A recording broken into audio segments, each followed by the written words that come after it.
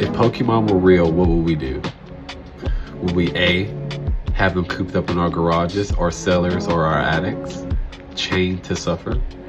Or will we live in abundance for eternity with these Pokemon, with these creatures, with these beautiful creations? What would you do if you had a Pokemon? That's my question. I'll let you think about it. If you chose living in abundance with Pokemon, then you're in the right place. Today we're discussing Pokemon facts number 2.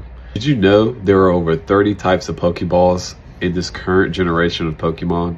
And that's including every generation. From Master Balls being the strongest type of Pokeball you can possibly have, and the weakest type of Pokeball, the basic Pokeball. Now, not saying every Pokemon enjoys being in a Pokeball, per se Ash's Pikachu, which honestly, if you watched Pokemon at all, you would know that during the first episode, Pikachu declined being in his Pokeball. But hey, what can I say? If I was a Pokemon, would I want to be cramped up in a bathroom my whole life, ready to be summoned to battle? I don't know. This doesn't seem too appealing to me either. But in order to train your Pokemon, you have to be able to catch your Pokemon. In order for you to train it, you have to actually capture it. Now, the easiest method to capture a Pokemon, I'll explain that today for you right now. Referring to the Pokemon video games now, if you were to be in Generation 1, which is red, blue, and yellow, this method would be almost impossible because this Pokeball was not yet invented. So you would not be able to actually use this Pokeball to catch that Pokemon. But, hear me out, then along came Generation 2. During Generation 2, also became one of the premier introduction to new Pokeballs. But the only way to achieve these Pokeballs, you had to get apricorns in Pokemon Gold, Silver, and Crystal.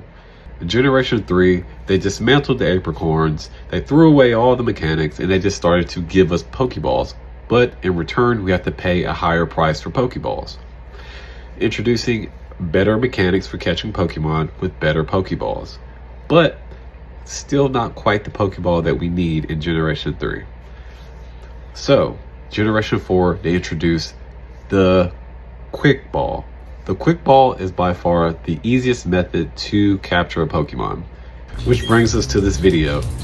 This video's sole purpose was to tell you that you have a 5 times more likely to catch a Pokemon at the beginning of the battle on the first turn by using a Quick Ball. Yes, I know the struggle is real, but with a Quick Ball, it's better than using a Pokeball, a Ultra Ball, or a Great Ball.